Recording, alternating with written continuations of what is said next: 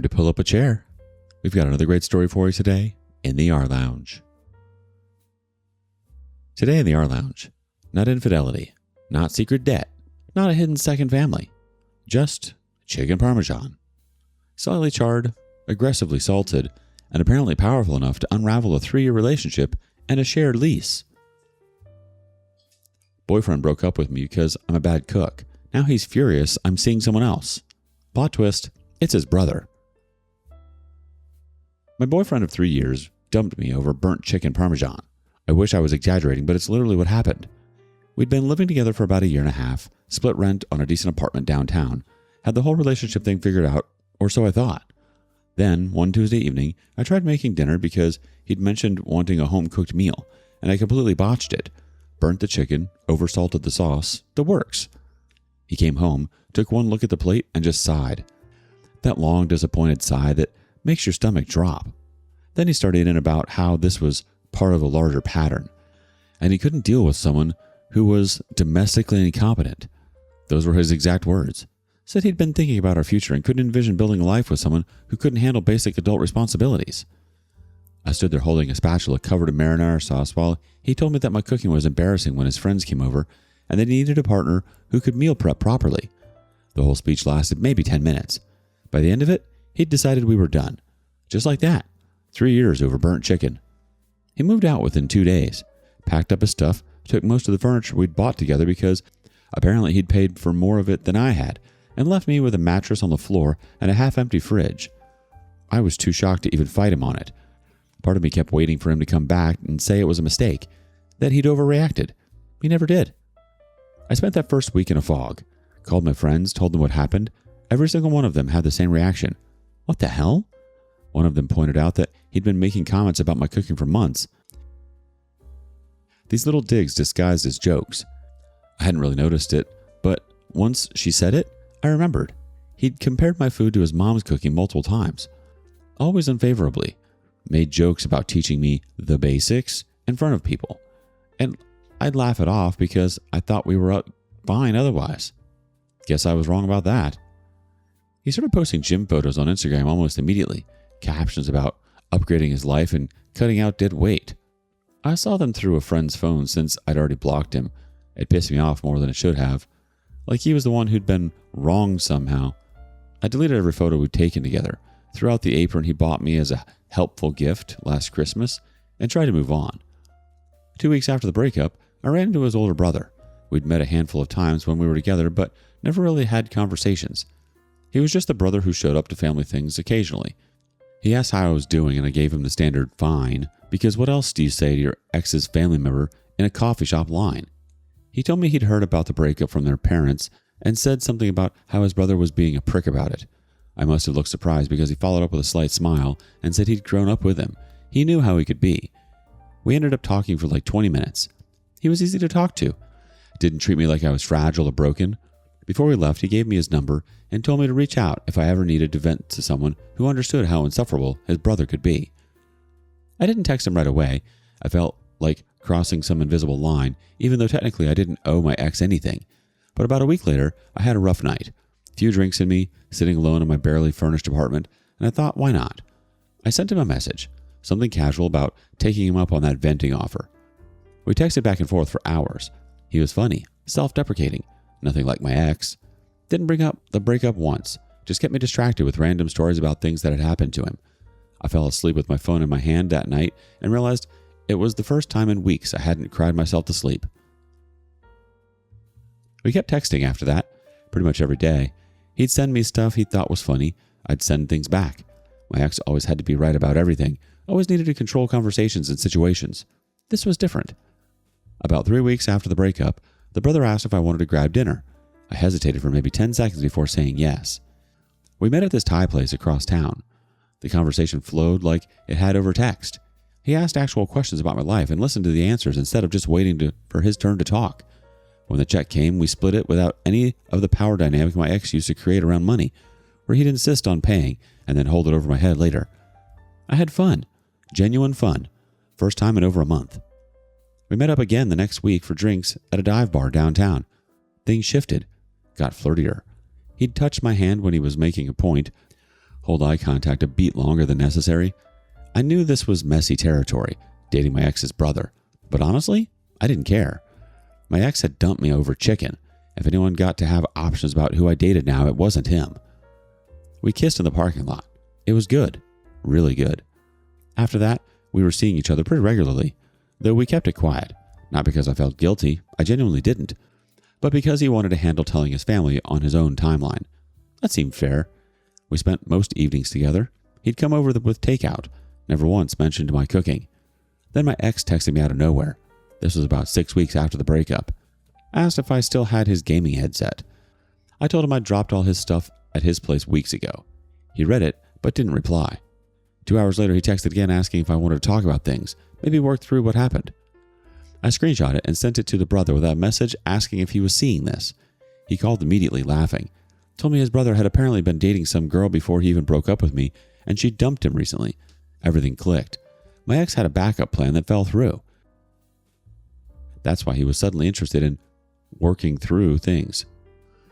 My ex kept trying to start conversations after that.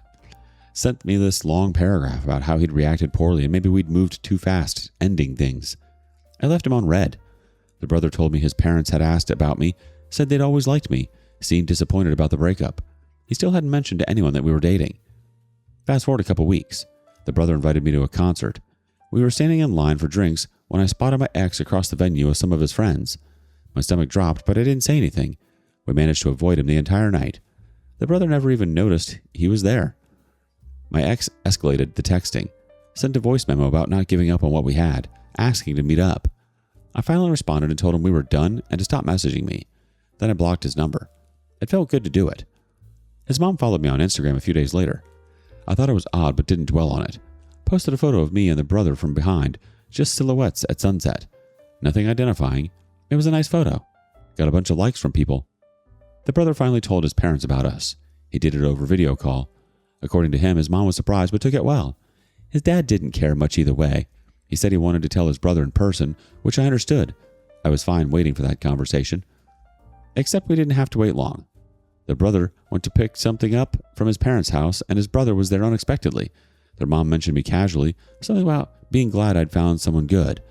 My ex's face went white apparently. Asked what she meant. She said something about me dating his brother. He put it together immediately, stormed out without whatever he'd come for. He started blowing up the brother's phone.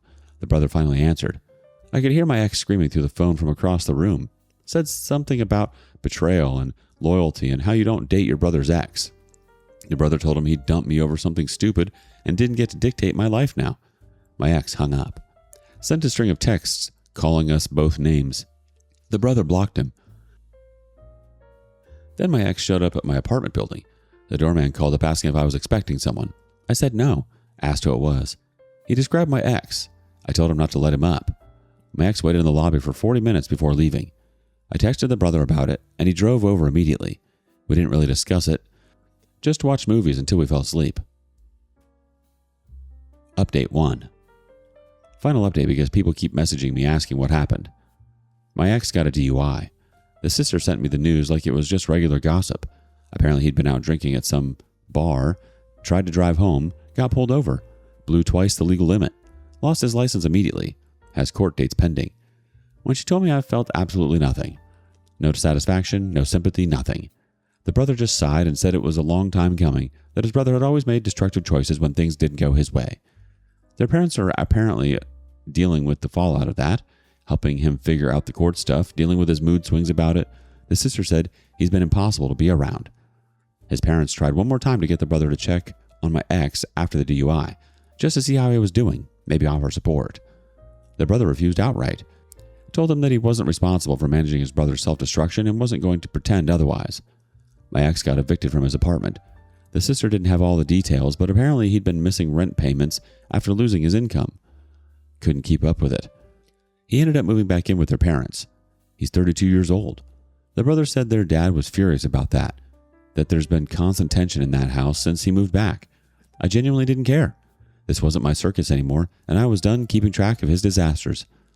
I ran into his mom at a pharmacy one afternoon. We both saw each other at the same time. That split second of recognition. She was polite, asked how I was doing. I didn't mention my ex at all. Just said she was glad things had worked out with the brother and that she hoped I was happy. It was probably the most normal interaction I had with anyone from that family in months. I told her I was happy and meant it. The brother proposed. Nothing elaborate or showy. We were on our apartment balcony with Chinese takeout, just hanging out like we did most nights. He'd been carrying the ring around for 3 weeks apparently, waiting for what he thought would be the right moment. Then he realized there wasn't going to be some perfect movie moment and just asked. I said yes immediately. We decided to keep it quiet for a bit, not make some big announcement, just enjoy it between us without turning it into a whole thing. The sister was the first person we told. She congratulated us, promised not to say anything to the rest of the family until we were ready. She mentioned that my ex had been barely speaking to anyone anyway, just sulking around at her parents' house. We told his parents about the engagement over a video call a few weeks later. We started planning the wedding, keeping it small, just close friends and family. The brother's parents were invited, obviously. My ex wouldn't be. Nobody argued about it or tried to convince us otherwise. His parents agreed it was for the best. We booked a venue, set a date for spring. Everything was coming together smoothly. We got the last RSVPs back for the wedding. Everyone we'd invited was coming. The sister told me my ex's new relationship was apparently getting serious. The girl was moving in with him. Good for him, honestly. Maybe this one would work out. Maybe it wouldn't. Either way, it wasn't my problem. I had my own life that I was building with someone who actually gave a dang about me. Final wedding prep happened over the next few weeks. Guest list confirmed, catering sorted out, dress altered perfectly. I tried it on one last time and actually felt beautiful. It's been over a year since the breakup that started all of this. I'm married to someone who's never once criticized my cooking, who laughs at burnt toast and orders pizza without making it some referendum on my worth as a person. My ex is living whatever life he's living somewhere else, spiraling or recovering or just existing. It doesn't matter anymore. The brother's parents send us holiday cards now with both our names on them. The family gatherings I go to don't include my ex anymore. His choice mostly.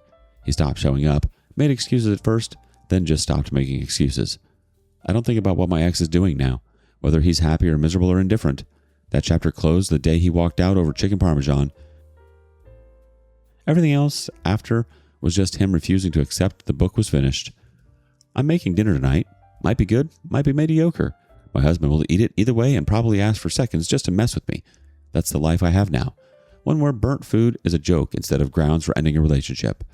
One where I don't apologize for choosing my own happiness. That's the whole story, and I'm sleeping just fine at night. Nobody ends a healthy, stable 3-year relationship over overcooked parmesan.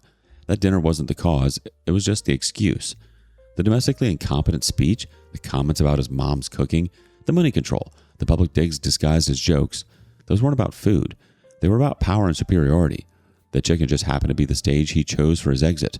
The gym posts, the upgrading my life captions, the sudden attempts to reconnect once his backup relationship fell apart. None of that speaks to someone who thoughtfully reflected and realized he'd made a mistake. It speaks to someone whose ego got bruised. And when you didn't take the bait, when you blocked him and moved forward, that probably stung more than any burnt meal ever could. If a relationship can't survive burnt chicken, what exactly was it built on in the first place? Share your thoughts in the comments below. And thank you for joining us today in the rLounge. Be sure to like and subscribe and hit that notification bell so you don't miss out on our next video. Until next time. And please put your chair back where you found it.